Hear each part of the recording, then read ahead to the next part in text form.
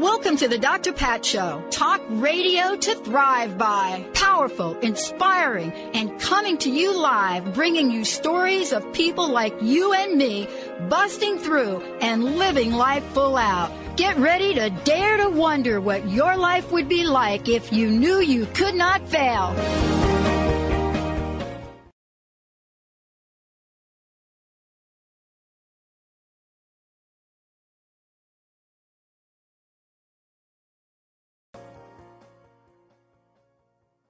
Hey, everybody, welcome, welcome. Get glowing. Get glowing. Birth of Your Katana with Christine Clark. Now, I've gotten to work with Christine now for a number of weeks.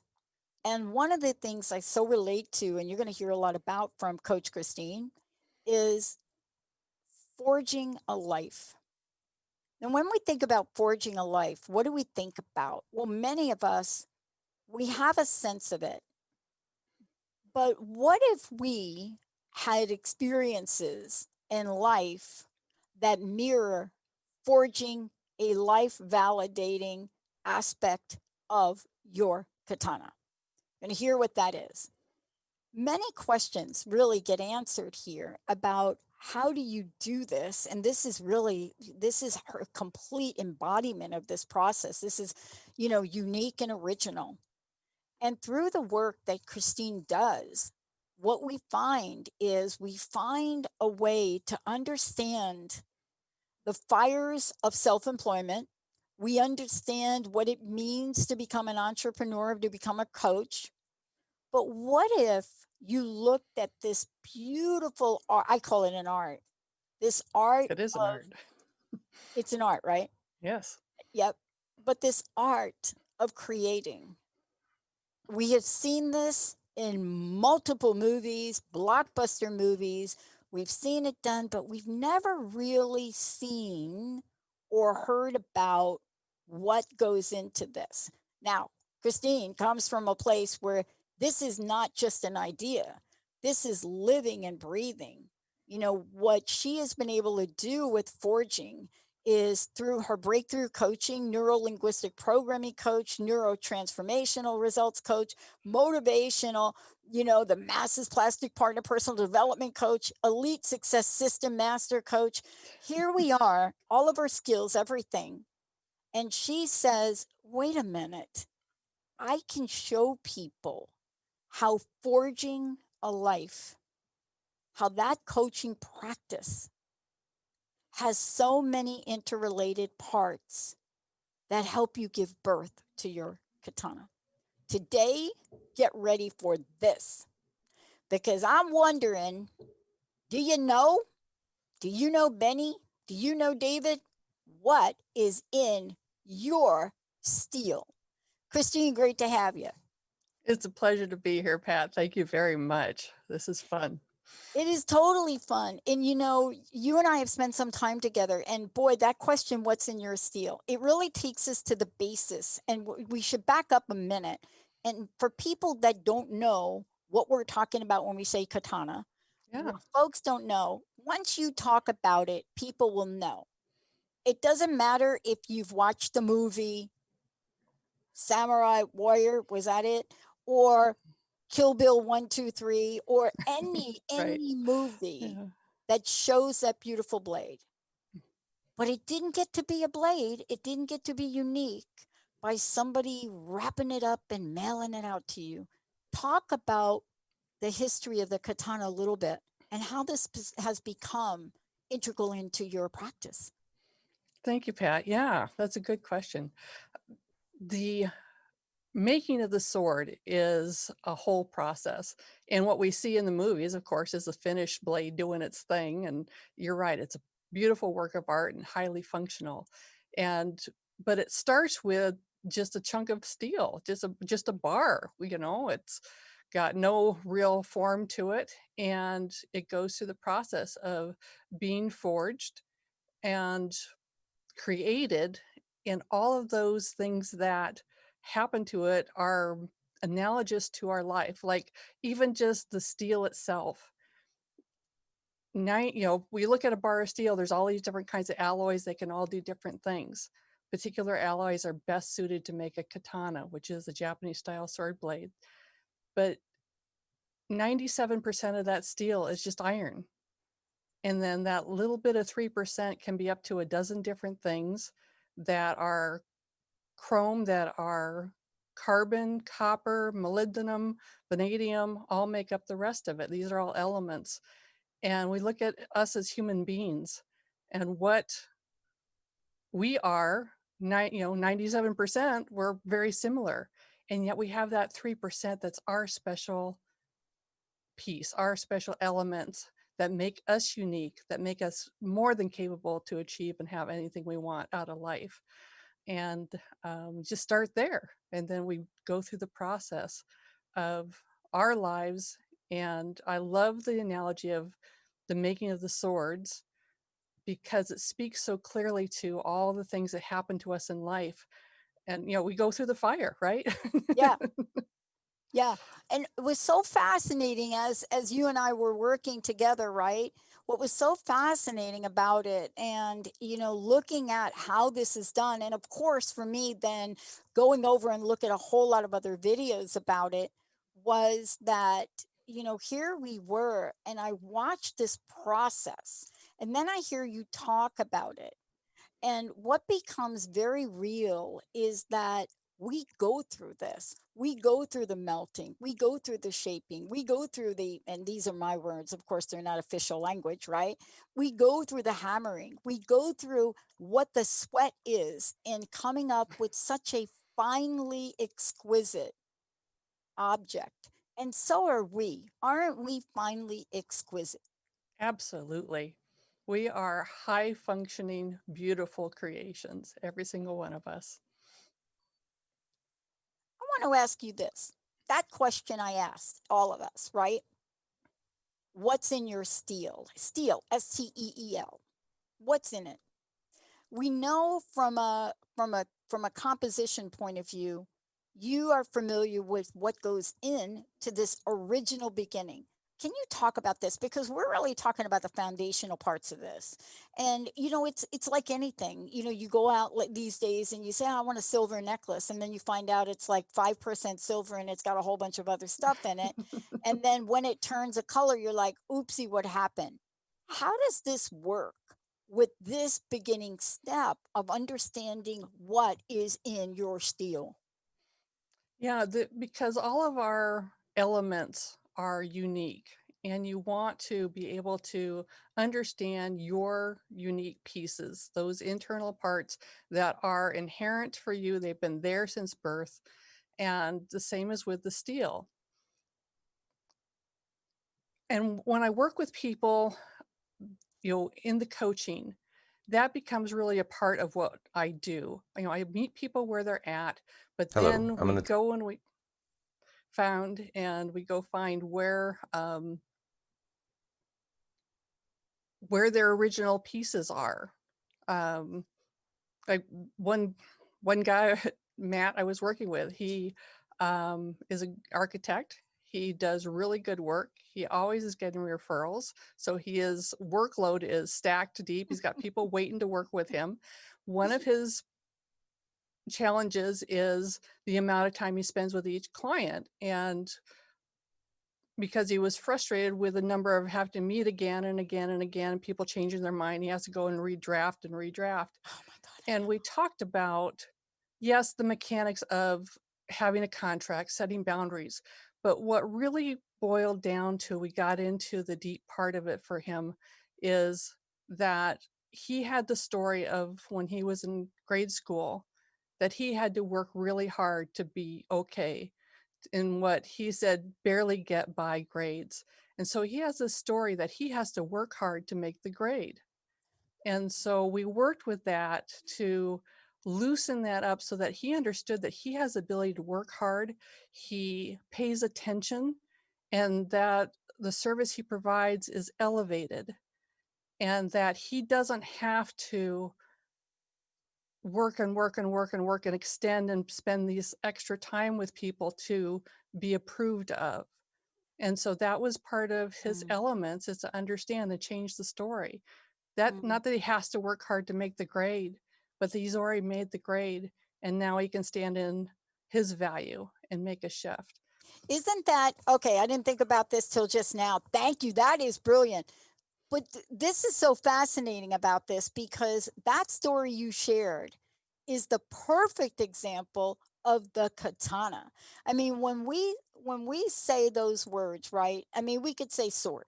And look what you got behind you right there. Yes. How about look at that. You, that's it, folks. That's what a katana is. But when we say that, there is a you already have it within you portion of that. Right. Because we're not just saying this is we're saying something very dis- descriptive. We're calling it a katana, and a katana, when we start to look at it and the elements go into it, that's exactly what you're talking about in that story you shared. So part of this for me is looking at, wow, just like you talked about with that story. I want to jump over and skip the break and talk about for a minute this idea of heat.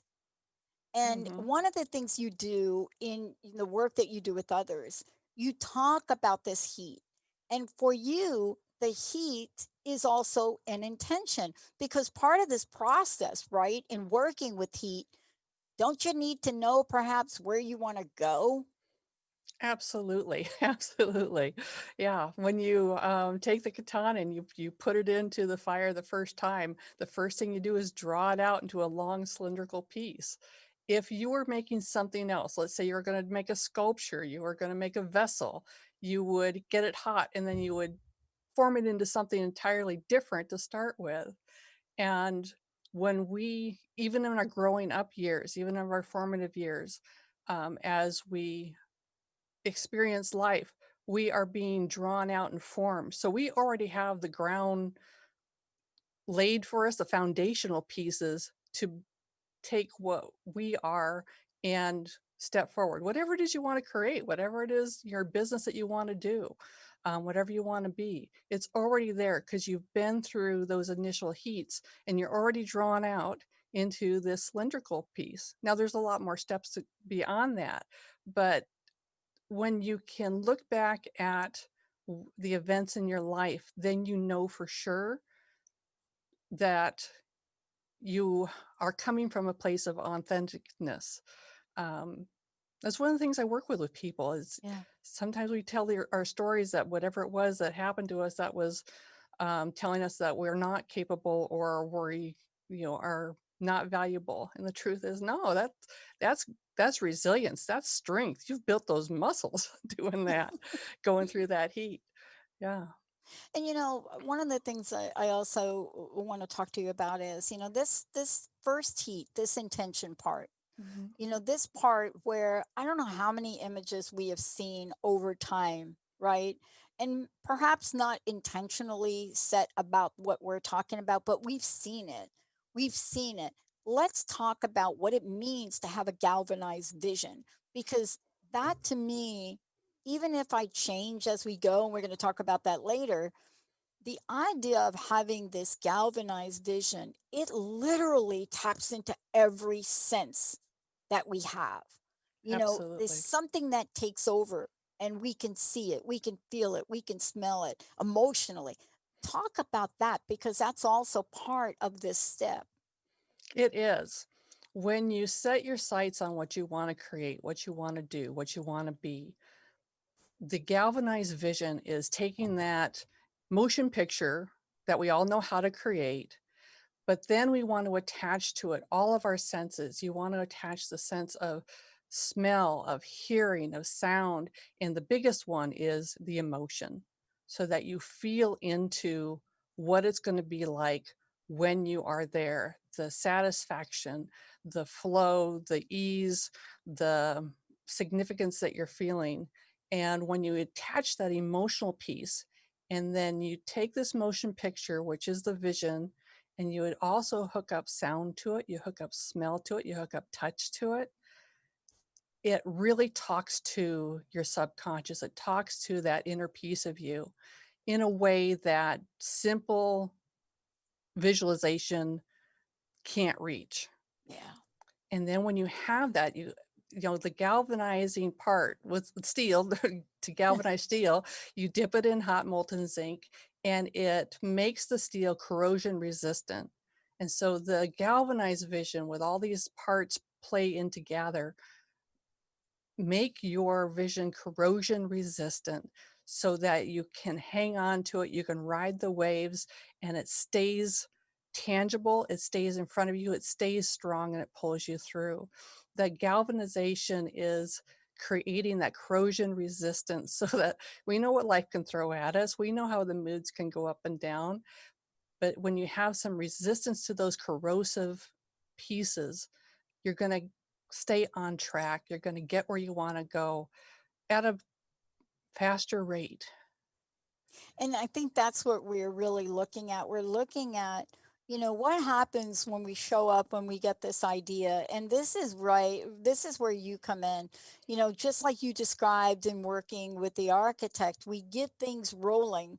And all of a sudden, we'll start to reflect on something that really wants to take us off course, or wants to get us out of our range, or wants to tell us, wait a minute, that vision you have, that galvanized vision you have, oopsie, that wasn't meant for you. That was meant for somebody else. We have to have a way to, in the work you do, you have a way to bring people back, like to remind them, wait a minute, that wasn't a mistake. That idea you got to do that, and that way that you're taking and approaching it, that's not Hmm. the mistake. There was nothing wrong with that. What Yeah. do you find when you remind people of that? Because you would think we learn this, but we don't learn it. We have to be reminded. Absolutely, we have to Yeah, be reminded. yeah. Yeah, because when we're in it, then then we don't get the outcome we wanted. We want it to be simpler. We want it to be easier. We want it to happen faster. And when it doesn't, then we start telling ourselves these stories that you made a mistake, you did it wrong, you whatever. Um, and that's part of my own personal story is to override that. And it's that sabotaging critic in your head, and we take people back to not just countering it, but we go and look for where did it come from? Oh, Where yeah, did it start? yeah. And reminding them that all of the lessons they learned when they were in the heat, when they went through that process, and then we pull out the hero story. We pull out where did this actually provide? Because everything you go through, there are lessons to be learned, and I take people back. We remind them, what were the lessons? We pull those out. What can we celebrate? And there's so much to celebrate, Pat. As an entrepreneur, um, just being out there, just putting yourself out there is worth celebrating. I think entrepreneurs are the most courageous people I know.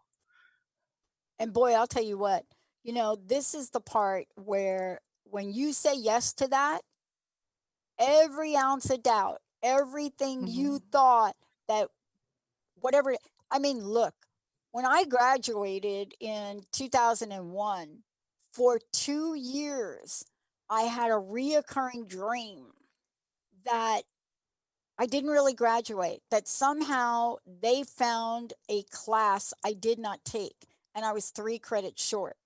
That's called doubt. That's called that thing where you've done something. And so what Hmm. do you do with that? Well, I could sit there and have that reoccurring dream, or I could hire somebody like you and say, you got to help me with this. You got to help me with the reality and the truth, because the truth isn't that dream, Right. right?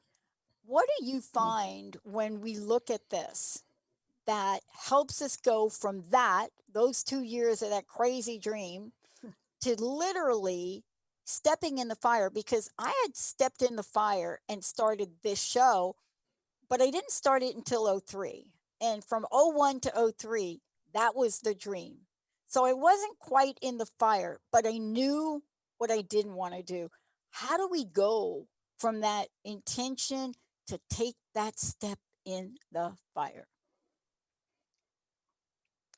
It's taking action. It's Yeah. making that first step. It's deciding this is what I'm going to do, and then whatever that first step is, whether it's a phone call to somebody, or you start a blog, or you say I'm going to sign up for this kind of service, or step into this business. Um, it's just deciding and then taking the first step. And you're right, Pat. When you step into that fire the very first time, stepping out in entrepreneurship, whether it's something that you've loved to do and it's been a craft and now you're going to sell that craft, whether you graduated from college and decided to go into financial services, or direct sales, those kinds of things, as soon as you step in and actually take action on it, that's when that sabotage is going to show up. Um, because our subconscious, the biggest priority it has is to keep us emotionally safe. And stepping out is not emotionally safe. You're going to get beat up, you're going to get hammered on. Yeah. Yeah. And this is really, we're going to talk about that when we come back from break, because one of the things that we know and that we look at is we look at, we are, I mean, look, I think about all of the times and, I think about where we are today. And hammered is a great word. And we're going to talk about that. We're going to actually show what that looks like, because you don't get a masterpiece like you have behind you without shaping, without forming, without hammering, without Mhm. bending. When you first showed me the bend, I don't know what the Yeah. official word is for it, Hmm. but when you first showed me that, I was like, no way. No, no way. And then I Right. watched the video, which David is playing parts of it now. Hmm. There is a process for that, just like there is for us. Yes. What happens when people realize the message you bring forward in your coaching business? That this is part of the bending, this is part of the shaping. It is not a permanent thing, it is a process. You will get Hmm. through it, right? Yeah. They get perspective. They Mhm. get to lean into their strengths, their elements that are within them to succeed. They get to separate themselves from the effort they make and the outcomes they get, because we can't control the people around us. We can't control how people respond. We can't control, the world. It's going to keep going. We can control what we choose to do, what we choose to think. And that's what gives people the understanding. Okay, here I am. I'm in this curve. There's going to be, a lot of work to get to that beautiful finished product of who I am in the world. Um, but that doesn't mean I'm failing. That just means I'm in the process, and I have all this learning, and I have the abilities to go the distance and Yeah. become what I'm meant to become. I love this, and I love the body of work you do, and especially what you've created here in your coaching practice, using forging and helping people go from wherever they are, and that's really critical. You know, it doesn't matter where you are. You don't have to be at that place where you're stuck, right? You could be at that place where you're like the architect. You have a thriving practice, or you're a Right. CEO.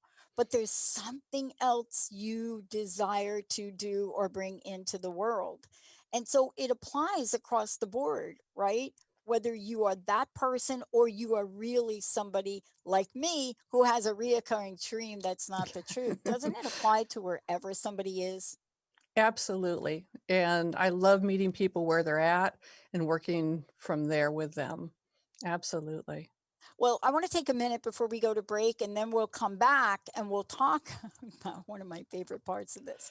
But before we go to break, can you tell folks for a little bit what they can do to find out more about you, how they can work with you? Let's give out your website and anything else you want to share with folks now. And then we'll take Yeah. a quick break. Yeah, you can find me on Facebook at Coach Christine Clark. You can find my website. My company is Sunglow Transformation. So it's sunglowtransformation.com. There's a link there. You can have an absolutely free coaching session with me. I love doing that. See what can happen if we're a fit. And we'll have a conversation, move you a little bit along. And I love those. Look, we're going to take a short break. When we come back, this was one of the most eye-opening things that I realized in working with Christine. And that is the when we look at this initial forging, the taking shape, Mhm. what happens and what happens to us when we do that? We've stepped into the fire. What happens? What is the initial forging like? Do we get stretched? Do we get bent? Do we get narrowed? Do we get All of the above. widened? All the above on any given day. And then my favorite, Benny, you're going to love this. This is old school. This is not the jackhammer. This is taking the hammer. This Mm. is old school. Yep, let's knock it out. Let's take a short break, everybody. Benny, David, Christine, we'll be right back.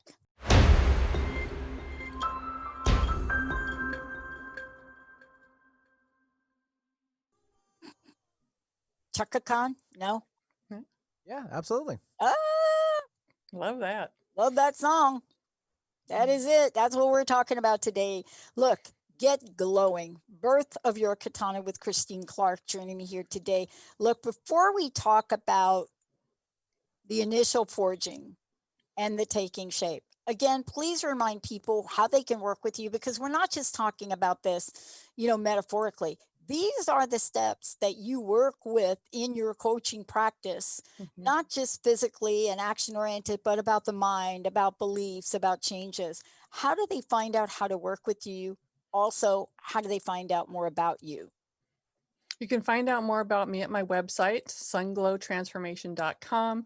Reach out to me on Facebook, Coach Christine Clark, and click in for a free coaching consultation. Send me an email. You can reach me at forging a life with Coach Christine at gmail.com, and we can have a conversation that way. I do one-on-one coaching, I do speaking and training, and I also run some mastermind groups where we walk through the entire Forging a Life curriculum over a 26-week period. Wow. And believe me, this is how you do this and how you learn it. I've said this to you before. This next part that we're going to talk about is one that has one caused me the most grief in my life, but number two has been the most important. And it's the initial forging and taking shape. Can you explain that process from the katana point of view and then from the human point of view? Because if they saw the visualization of this, like you showed me, they'd say, "Oh, yeah, I have been stretched out that way." Right? Yeah. So the steel starts as just a 6-inch brown bar. It's about 1.5 inches in circumference, and it's just a bar of steel. I mean, you could use it for a doorstop. There really isn't much more you can do with it. But it goes into the forge, which is a gas-fired forge, and the entire thing is heated. And then it goes under a power hammer, which it's interesting. You have the hand hammer when you take control and you're holding the hammer, then that's your part. My husband Howard, who makes these swords, has a 200-pound um, air hammer, and so it with the so the piece goes under there and it gets hammered out. It goes from that long, that chunk into this long cylindrical shape, and that's the initial forging.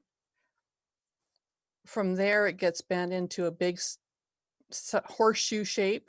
I saw that. Yeah, I was shocked when I saw that. right. And that horseshoe shape, then the reason it's a horseshoe shape is that inside of that curve actually becomes the edge because you have to put the bevels on. And as you hammer out the bevels, um, the blade straightens out. But Mm, then it's a piece with an edge and a back.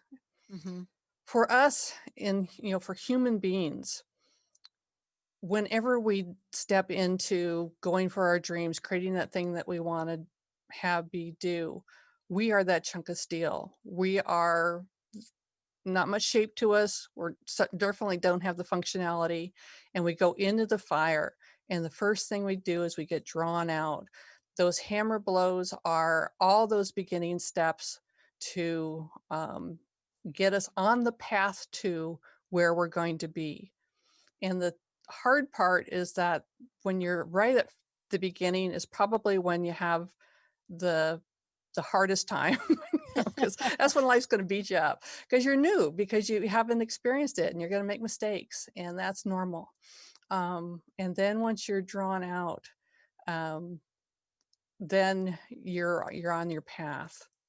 And in this horseshoe piece, I think about the galvanized vision, and if you see the straight, beautiful katana, and you know where you're going, and you're in this horseshoe, if you think of, you're looking at that horseshoe, and it's like the straight pieces is way out in front of me, and this horseshoe is over here, to the left, 100 and whatever degrees, and thinking, I'm nowhere near where I want to be. That's right.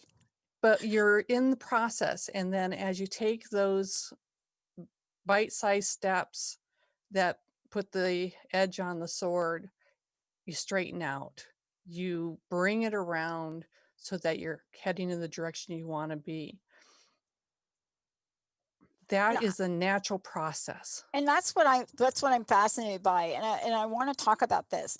That is a natural process, and what we go through in life is a natural Yes. process. Because even if we have a most amazing vision, and then we walk through and we step into that heat, the what comes next is indescribable. In that, if we knew that we were going to enter the realm of the initial forging, the taking of shape, I think people would be able to get through that and not be surprised. And I think that's the beauty of what you do in your coaching Mhm. program. So when people go through this, they're not like, oh my God, it's just me. You have a way to take them through that, right? Oh, Absolutely. And when yeah. you understand it's a process, when you understand that's what's happening, the outcomes for your efforts, that it's okay. It's the way it's supposed to happen, and just keep going. Tweak it. You're going to learn so much, and stay in the process because you're going to get there. I want to ask you about this because there is this idea, and we're going to talk about this as well. There's this idea that, and we've gotten this idea from things that have been generated. For example, like the movie with The Secret, and there's so much that was right about that, but they left out a couple of parts, and they didn't do it on purpose. The movie and the book wasn't intended for it, but the part, right, that happens sometimes, and I wish you'd talk about it because it's something you do. Sometimes we've got this deal over here, right? Like, I knew what I wanted to study, and I created the study, and it was really an enormous study. And my best friend, my committee chair, came back and said, "You need to narrow the scope." And I went back and I said, "I need to study this. I need to write about it." And she said, "You need to narrow the scope here and then do this after you graduate." And talk about narrowing the scope, because I don't honestly, my committee chair was right. I would have never graduated. Right. But Mhm. boy, I was like, I don't want to narrow the scope. Mhm. It's really paradoxical, isn't it? Yes, it is. Because we want to do it all, and we want to do it big, and we want to just, and the truth is that the more different avenues even within your industry, even within your thing that you're doing, the broader you try and make it, it waters it down. Mm. And part of the forging is you're bringing it into focus, narrowing it down, streamlining it. And when you can do that and focus on that one thing that is most important, that is your message, that is your give to the world, it really acts as a beacon to bring way more people in to your circle, because they're going to be attracted to it, and it amplifies that, what you're putting out, it amplifies that signal. So in the forging, when you stretch that piece out initially, you it's not going to be a vessel, it's not going to be all these other things, and you've set it on the path, and it's a very narrow path, but there's strength in that. You're going to bring in all the support, all the people that are excited about it, whatever you're doing. And you're going to find the people that want your service, want your thing, want your creation. Um, yeah, that focus point is huge because it is so counterintuitive. Because when we start, especially when we start, we want to reach all of these people. We want to Yeah. serve the world. It's like, Yeah. nah. Well, I mean, it points to another part of this phase of the work you do, and I want to talk about it for a minute. I didn't come to study the consequences of broken promises because I woke up one day and thought, "Oh, that'd be cool." My life experiences, the loss of my job, what I watched happen in 1991, Mm, before just violating the psychological contract of employment like we do now, there is no job security. right. This was a pivotal point in the history of this country, and we didn't know. And so that effect, and especially for me, being part of the second company in the United States to do that really at a large scale, it changed me. And we didn't know what we know now. How do those influences help us, shape us, form us, right? Because I Hmm. may I may have a vision of a katana that's different from yours, that's different from tradition, but it's still a katana. How do those influences help us get there or not get there? It helps us get there by setting us on the right path, by that focus piece. And as you move along, you're like you said, you didn't know, but now you know. And because of as you learn those lessons, you gain strength. You learn to see what is a fit for you and take it on. You can see what is not what you're about and you let it go. And it keeps it cleaner. It keeps the whole process of creation cleaner. Mm. I want to talk with you when we come back about, wow, now I think I'm done. I think I'm cooked. I think I'm bent. I think I'm flattened out. I think I'm sharp. I think I'm done. And then think again. I want to talk with you about what happens in this last place that you go. And maybe this doesn't turn out exactly like you think. And right before you give up hope or you become demotivated, there is a new possibility. When we come back, get ready to talk with Christine about, yep, the second heat. We're going to take a short break, everybody. We'll be right back with my very special guest, Coach Christine. And she's been there, she understands it. When we come back, does the second heat get as hot as the first heat? I don't know. Stay tuned. We'll be right back.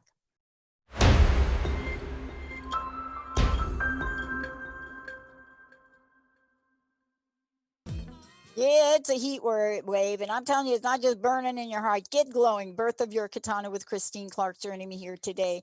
Christine, we're going to talk about the second heat in a minute, but before we do, again, please mention your website and how folks can work with you.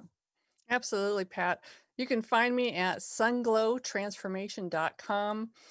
There's links there to step into a free coaching consult if you would like to. My email is forgingalifewithcoachchristine@gmail. Send me a line and find me on Facebook at Coach Christine Clark. Look, you and I, we were just chit chatting during the break, and I was kind of telling you, I think I'm going through the second heat now because I'm stepping out and doing some things that are really fun, but also changes that we're making and the way that we're looking at bringing the network to a different level. But Yeah, there's this idea that you talk about that's called second heat. And I right. asked you a question before the break, and I really meant it because I asked, is the second heat hotter than the first heat? So I'd love to know the answer to that and then why. Yeah. e- The second heat is hotter than the first heat. The first heat gets you started. The second heat, you're deliberately going back into the fire. You're deliberately expanding, and you probably have some experience. Probably learn some things, and have gotten some really good systems going in place. And then either through our own volition of expanding or life throws us a curveball, we find that all of a sudden it's not going so well anymore. And we're in this place of flux. The second heat is just as hot as the first heat. I think a little hotter because our ego is involved and we're getting a little burned because we think we shouldn't have to deal with this. It should be easier than it is. And that's where we get really refined because you want to be able to lean on what you already know, what you've already learned, and bring it forward. And that's the important piece. Mm. Let's talk about this. This is the place where you either stop on your own or you're stopped, right? Right. A lot of times, I've thought about it. Have I been stopped, or did I stop on my own? And is this the alignment stage? Is this the place where you realize, yeah, I'm almost there, but Mhm. I noticed something here, and I've got to make a mid-course correction. Tell Yeah. us about this phase, and what have you experienced with your clients when they get in this phase? Yeah, absolutely, Pat. Um, because when we get rolling, then sometimes because of success, which is wonderful, money's flowing, sometimes because we take on something and things are not going as well. That can be sometimes because we are out of alignment. We're not in alignment with who we are. We're not in alignment with our values. One of the people that I had got to work with briefly, um, and she's on my podcast, is a realtor who did really, really well as a solo realtor. She did 233 houses in a year, and her Wow. assistant said, "Oh, we can do this. We could do this again." She goes, "No, we can't do this again. I don't have the resilience, the strength, and the fortitude." But really, what was happening was Penny was out of alignment, Mm.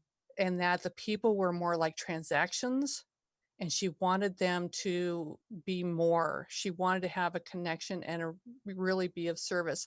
And she thought, well, probably the people didn't know that they weren't getting all they could from me, but I knew it. Yeah. And so she made a change. She brought on people into her business so that they had the manpower to really take care of and be personal with their people.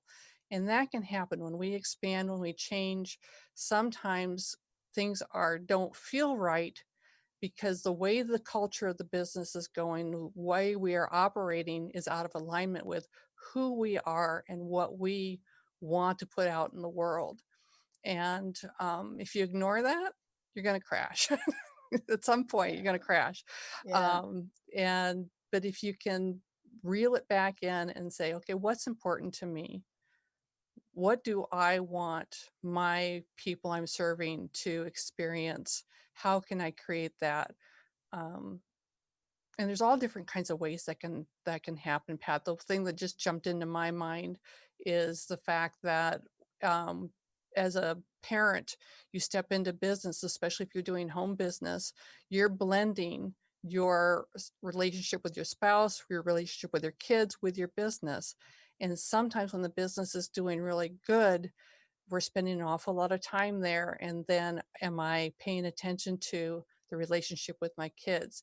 Am I able to create flow?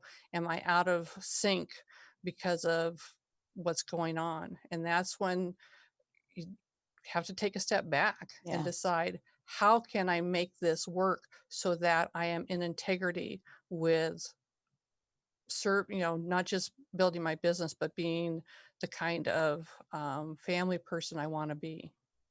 And boy, these are important questions. And one of the things too that I know that you talk about here is this is not a place where you stop, right? But you might feel like stopping, right? You might feel like I should have gotten it right the first time. It's Oh, kind yeah. of like I was telling you how I was groomed as a young kid by my uncles who were bricklayers, right? That's what we used to call them. And you watch them slap the cement on there and put the brick on, everything's perfectly lined up.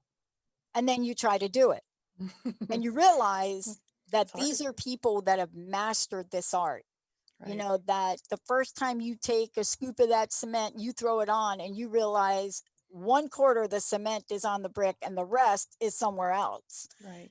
And you realize that there was this process of adjustment and alignment, right? Even as a young kid, I realized, wow, I need to figure out how to aim better, let's say. Right. But this is the process. It isn't the Mhm. process of giving up. Isn't it the step of adjustment? Absolutely. And, as you said, we're talking about that you had to do it a multiple times to finally get it right. And then you Yeah, had to do it a lot more times to get it right again. And we often look at other people that are in the same business or in other business and they have this success, and we look at their success and we think, oh, that's what I should be able to do. And what we're looking at is their years of experience to perfect something, and we're in our dress rehearsal. right. And so it goes back to, and the values part and being in alignment with who you are and doing what you do, is when you want to quit, when you want to stop, when you want to give up, because it's harder than you think it should be. It should be just easy. And part of that comes from that comparison. You're looking at everybody else. The katana, the steel does what it does. It doesn't compare itself to other steels and, think it's wrong. It just responds, by from its own elements, and it will only respond according to its own elements. We Mhm. have to figure out, um, what our elements are, and then how to stay true to those. And sometimes we have to put the blinders on and ignore, what other people are doing, because we have to be true to ourselves and make it work for us. And that way you actually truly succeed. You create success on your own terms, through the Mm. process. Well, look, we're going to be talking more about this in some upcoming shows. And also, would you tell folks how they can listen to your podcast? And again, thank you for today, how they can work with you. And I would love to know your personal message. Thank you for everything you do. Thank you, Pat. This has been a pleasure. I am Coach Christine Clark. I'm the coach for your entrepreneurial life. I do Forging a Life as my mainstay training. You can find me at sunglowtransformation.com. You can click to get a free coaching consultation. Find me on Facebook at Coach Christine Clark. Email me at forgingalifewithcoachchristine@gmail.com. And I think the message for me is in the katana. It's a beautiful, functional, high value work of art. And yet, that same blade, if it was rusty and strapped to just a chunk of metal, would still have all the core values that make it an amazing work of art that is highly functional. And that's the same way with us. We are all highly functional works of art, and we might be a little rough around the edges, but that does not change or deny the value that we have inside. Wow, well said. One more time, please give out your website. Thank you for doing everything you're doing. Thank you, Pat. Coach Christine Clark. Find me at sunglowtransformation.com. And I want to thank everybody for tuning us in and turning us on. For more about me, go to the drpatshow.com. Also, want to remind everybody on Thursday, we are going to debut a new show called The Psychic and the Doc, myself and the psychic lawyer Mark Anthony, and that's on Transformation Talk Radio at 4 o'clock. You'll also hear it right here on this channel at least once a month. I want to thank you for everything. And remember, forging is a process. Like many of us, we have others that we work with. In my case, I am so grateful for my coaches and for all of you. Please reach out, get the help you desire, and let's forge the life you want together. We'll see you next time.